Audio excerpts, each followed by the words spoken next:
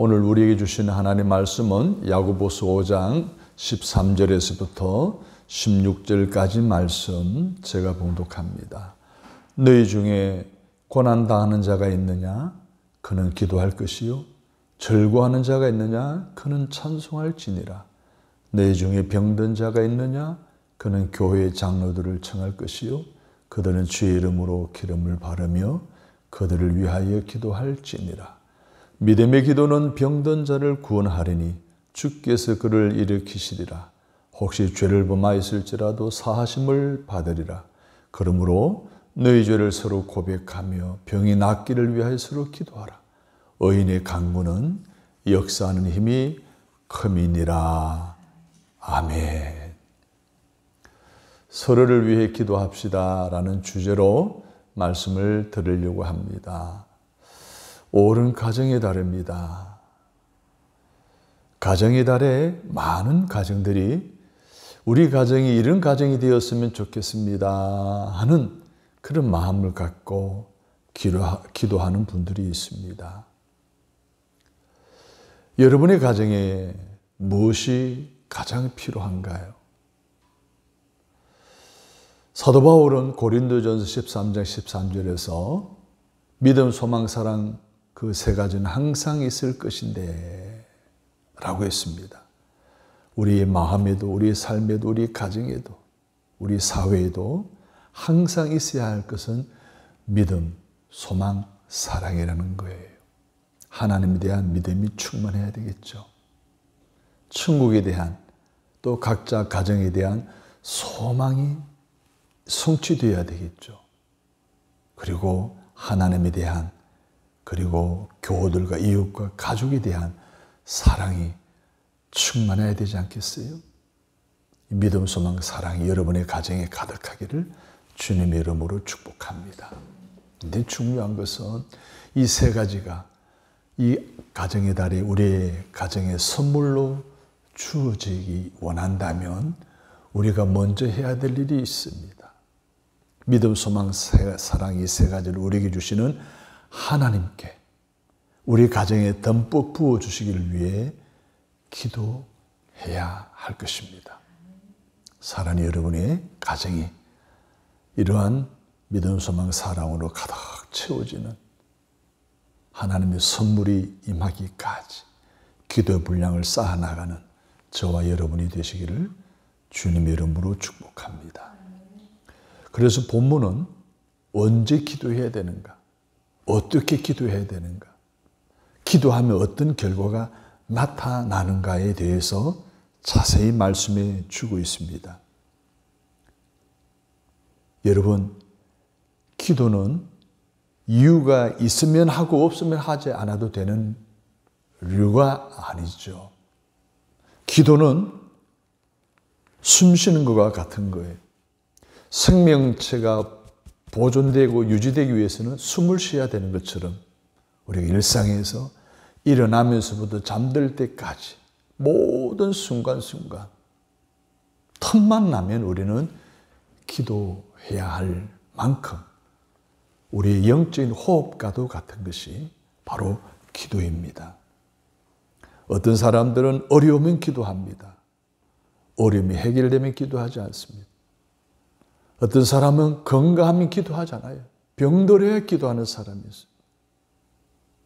문제가 있을 때는 열심히 기도하고 교회를 찾아갑니다. 그런데 문제 해결되면 언제 그랬냐는 듯 기도하지 않는 오늘 우리의 모습들을 잘 알고 있습니다. 사랑하는 여러분, 언제 어디서는 어떤 형편이 처하든지 항상 우리들의 가정의 평안과 행복 또 건강과 형통 더 나아가 신앙의 성장을 위해서 우리 가족의 구원을 위해서 기도하는 저와 여러분 되시기를 주님의 이름으로 축복합니다. 그래서 오늘 본문은 우리에게 사도 바울, 야고보서 기자를 통해서 이렇게 말하고 있습니다. 몇 가지 교훈을 주시는데 첫째는 언제 기도해야 되느냐라고 분명히 우리에게 가르치고 있습니다. 13절을 보십시오. 너희 중에 고난당한 자가 있느냐? 그는 기도할 것이요.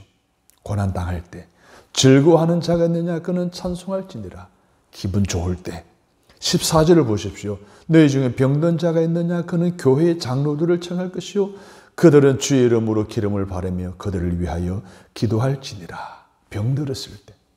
우리가 언제 누가 기도해야 되는가에 대해서 말씀하고 있는 것이 방금 읽은 본문의 내용입니다.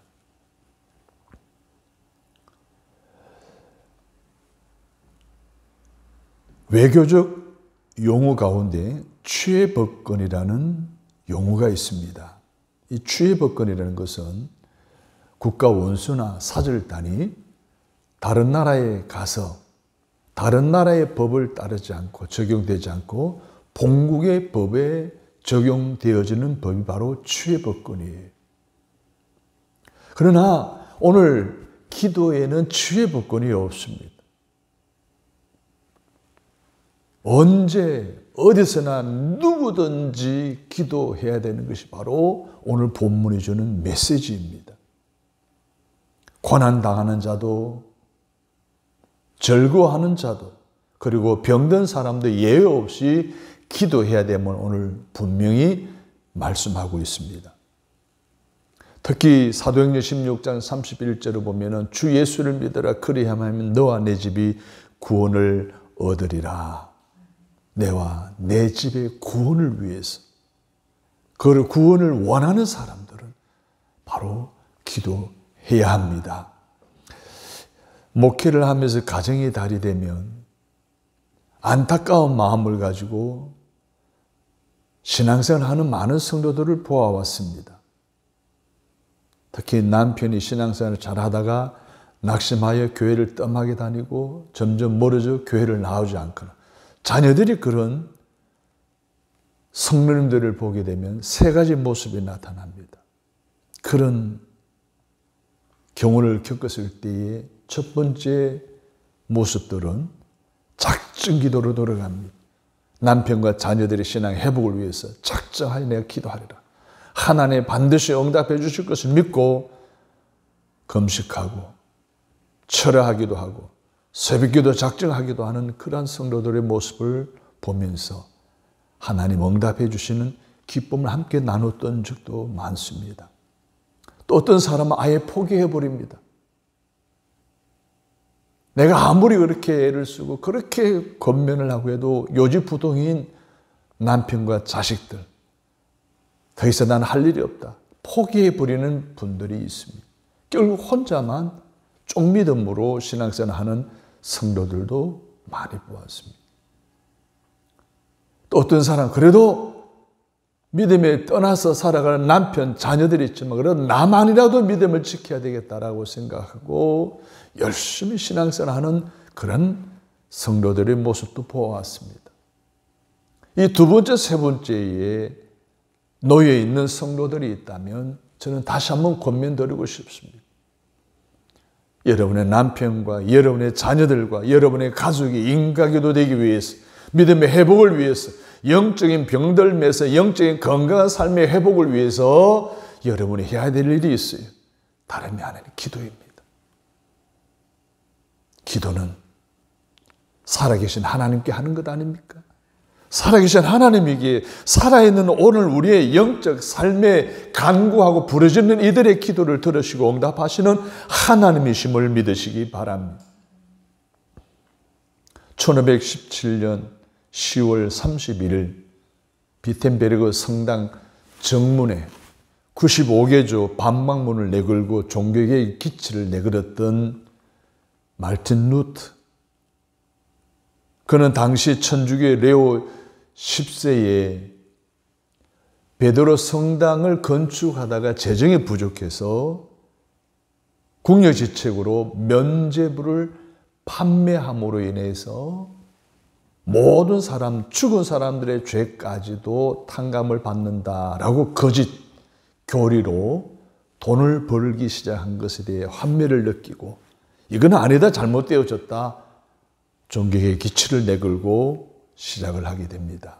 너무 이 교황청의 파워가 세다 보니까 한계에 부딪히게 되고 낙심하고 좌절하고 절망하고 있을 즈음에 그의 아내 카타리나가 외출하여 들어오는 남편 말틴 루터를 기다리면서 상복을 갈아입습니다. 검은 옷을 갈아입은 거예요. 남편이 들어옵니다. 아내가 카타리나가 상복을 입고 있는 거예요. 깜짝 놀란 이 말틴 루터가 여보 웬일이야? 누가 돌아가셨어? 누가 죽었단 말이에요? 그때에 이때다 싶어 카타리나가 말합니다. 하나님이 죽으셨어요. 아니 하나님이 죽으셨다고? 뭔 소리 하는 거야? 하나님이 죽으시다니. 카타리나가 이어서 정색을 하고 남편의 눈을 쳐다보고 이야기합니다. 하나님이 죽지 않으시고 살아계시다고 한다면 왜 당신이 그렇게 낙심하고 좌절하고 모든 것을 포기하려고 하느냐? 살아계신 하나님이 당신과 함께 할 터인데 걱정하지 마, 염려하지 말라. 권면을 합니다. 남편이 낙심한 그때부터 기도로 하나님께 도움을 구해왔던 이 카타리나, 마지막 상복을 입고 남편을 영적인 충격을 주고 다시 회복하기 위한 그러한 노력으로 다시 용기를 얻고 믿음을 회복하여 종교개혁을 성공적으로 마무리해서 오늘의 우리 개신교가 시작된 거 아니겠습니까? 사랑하는 여러분, 그것이 가정이든 개인이든 나라든 종교든 문제 앞에 낙심하고 좌절할 것이 아니라 포기할 것이 아니라 그 문제를 가지고 주님 앞에 나아가 기도하면 하나님이 반드시 응답하시고 반드시 우리 가정의 인간 기도의 은혜를 허락해 주실 줄로 믿습니다. 오늘 본문에서 고난 앞에서는 한심 쉬고 성공하면 교만하고 병들면 기도하다가 건강하면 기도하지 않는 이러한 이들을 향해서 우리 하나님은 경고하고 있는 거예요. 사랑하는 여러분, 인생이란 또는 가정이란 고난도 있고 실패도 있습니다. 성공도 있고 기쁨도 있을 수 있습니다. 또한 질병도 있고 회복도 있을 수가 있는 거예요. 사랑하는 여러분의 삶 속에 두려움도 있고 평안도 있을 수가 있는데 그때마다 저와 여러분이 해야 될 일이 바로 기도인 줄로 믿습니다. 두 번째로는 그러면 어떻게 기도해야 되는가에 대해서 14절에서 16절에서 이렇게 말하고 있습니다. 기름을 바르고 16절에서는 죄를 서로 고하며 서로 기도하라 했습니다. 여기서 기름을 바른다라고 하는 것은 두 가지 의미가 있습니다. 은혜의 기름을 말하는 거예요. 하나님의 은혜의 기름을 말하는 거예요. 하나님의 은혜가 임하도록 먼저 기도하라는 거예요. 여러분 그런 경험들 해보시지 않습니까? 그런 이야기들 많이 들어보시지 않았습니까? 같은 병원에서 같은 의사가 두 사람에게 암 선고를 합니다. 근데 한 사람은 계속해서 건강을 유지해 나가는데 한 사람은 죽어버렸어요. 여러분, 은혜가 임하는 사람은 사는 거예요. 같은 의사에게서 처방을 받았어요. 처방받은 걸 가지고 약국에 가서 같은 약사에게 처방을 받았어요. 근데 어떤 사람은 나았어요. 어떤 사람은 낫지 않았어요. 왜? 이유가 뭘까요? 하나님의 은혜가 있고 없고에 따라서 그런 거예요. 여러분의 가정에 일어나는 많은 문제들도 마찬가지예요. 어떤 가정들은 똑같은 문제를 가지고 이제 기도했더니 어떤 사람은 어때요? 하나님의 은혜가 임해서 해결되는가 하면 어떤 사람은 그러지 않은 가정들이 있는 걸 보게 됩니다. 하나님의 은혜가 임했느냐 임하지 않았느냐에 있다는 거예요. 사랑하는 여러분, 약도 그렇고 치료도 그렇고 은혜 받아야 됩니다. 의사도 마찬가지, 은혜 받은 의사, 병원도 마찬가지, 은혜 받은 병원. 무엇보다도 당사자인 모든 면에서 그래도 영적인 형편이 신앙적 형편이 좀 나은 오늘 저와 여러분에게 하나님의 은혜가 많이 이르도록 기름 부음에 받기를 주님의 이름으로 축복합니다.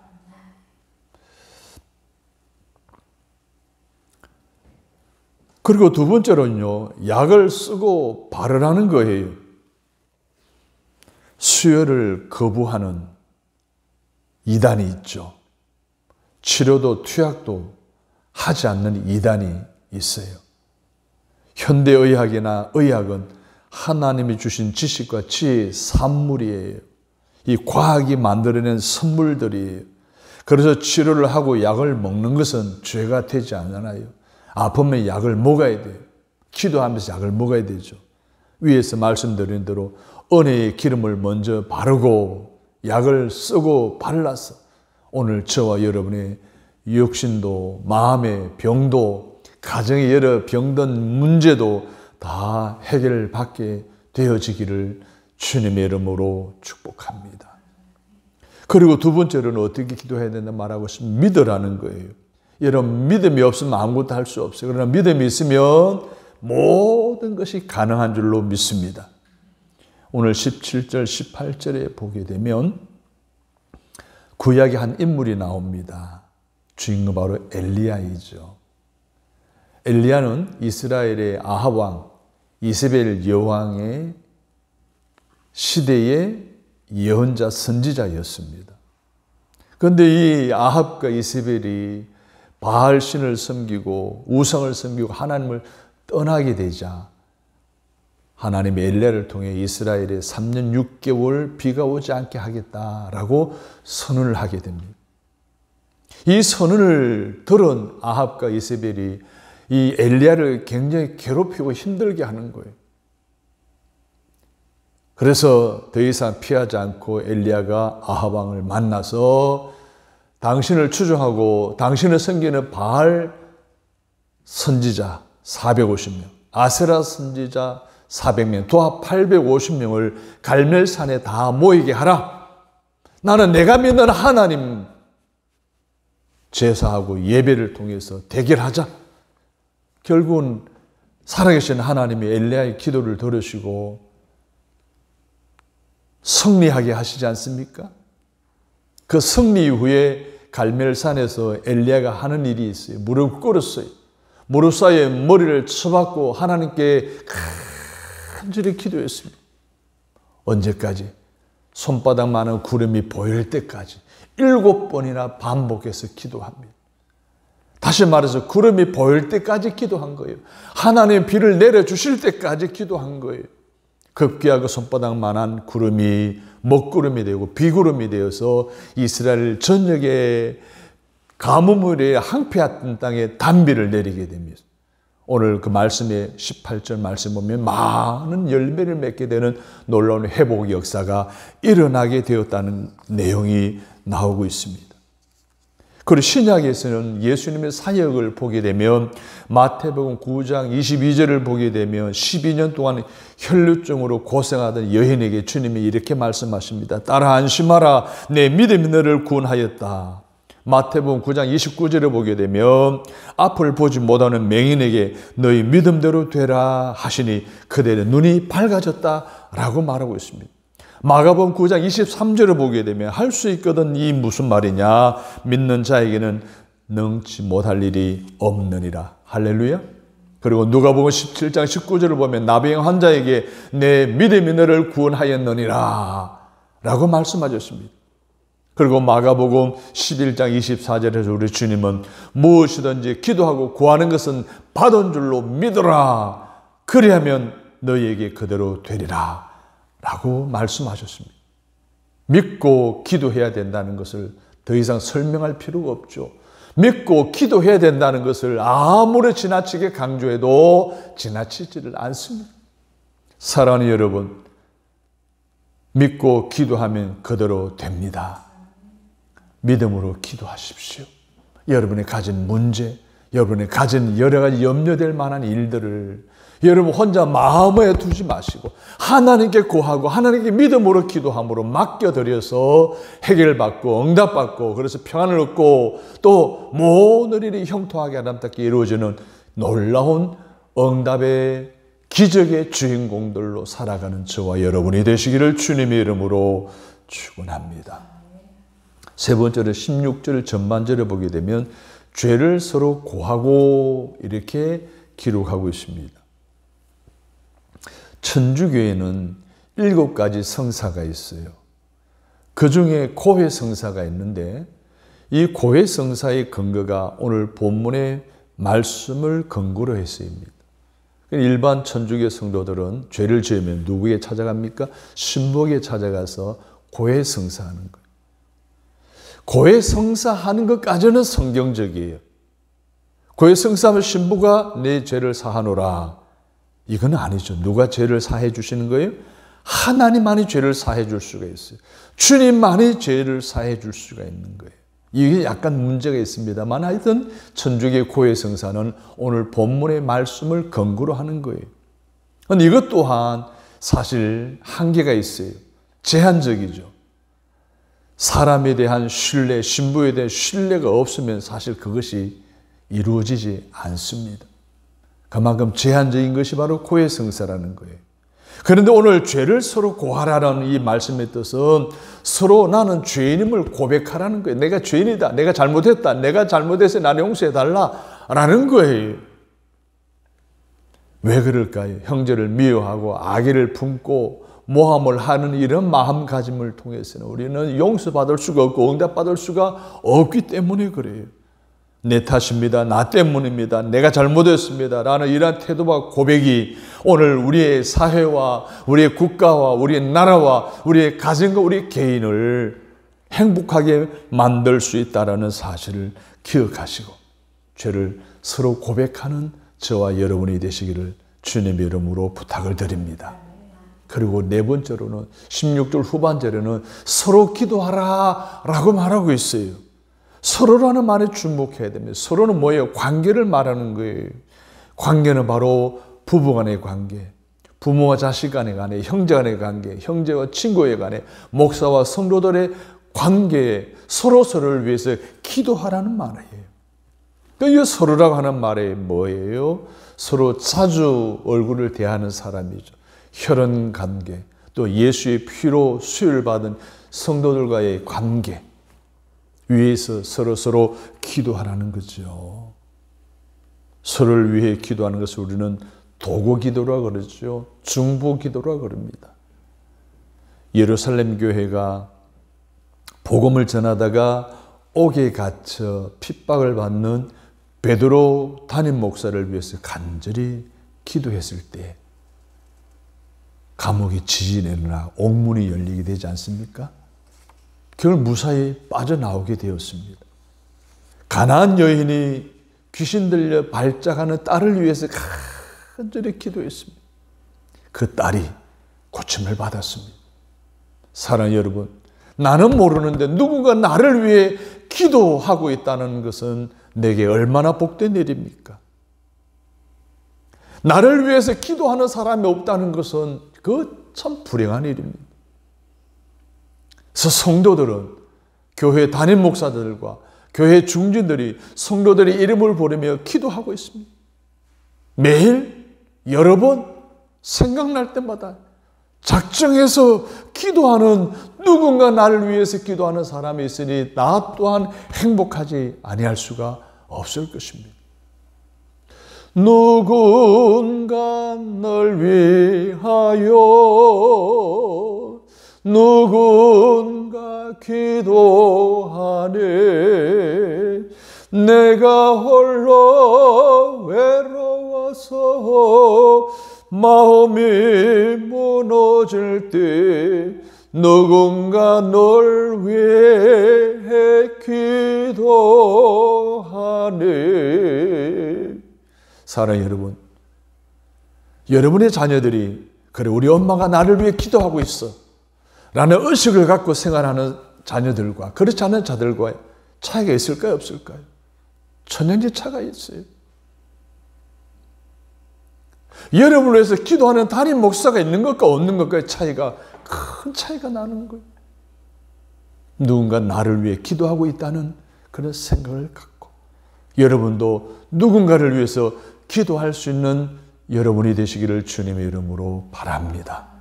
지금도 주님은 나를 위해 기도하십니다. 아멘? 그렇기 때문에 그 사실을 알고 있는 저와 여러분은 이제 우리도 누구를 위해서, 특별히 자녀들을 위해서, 우리 가족의 구원을 위해서 기도의 분량을 쌓아 나가시기를 주님의 이름으로 부탁합니다. 그러면 기도하면 어떻게 될까요? 기도의 결과를 오늘 15절에 이렇게 말하고 있어요. 주께서 저를 어떻게 하신다? 일으키신다. 죄는 사심을 얻으리라. 16절을 보십시오. 의인의 기도는 역사하는 힘이 많으니라 라고 했습니다. 기도하면 육신의 병을 고침받을 수 있다는 거예요. 마음의 병을 치료받고 다시 일어날 수 있다는 거예요. 그리고 죄는 사함을 받고 그리고 계속해서 역사와 기적은 일어난다는 거예요. 할렐루야. 사랑하는 여러분, 우리가 주목할 부분이 있어요. 자, 본문을 보십시오. 장로들을 청하여 라고 했습니다. 기름을 바르고 기도하지만 주께서는 뭡니까? 그를 일으키신다는 거예요. 기도하는 담임 목사, 기도하는 사람에 의해서 고침받고 또 역사가 일어나는 것이 아니라 예수 이름으로 기도하면 그 주님께서 역사하시고 주님께서 치료해 주시고 주님께서 병을 낫게 해주신다는 거예요. 할렐루야. 그리고 우리는 뭐예요? 기도하는 거예요. 주님의 이름으로. 그러면 하나님의 역사하시고 하나님의 치료하시고 응답하여 주시는 줄로 믿으시기를 바랍니다.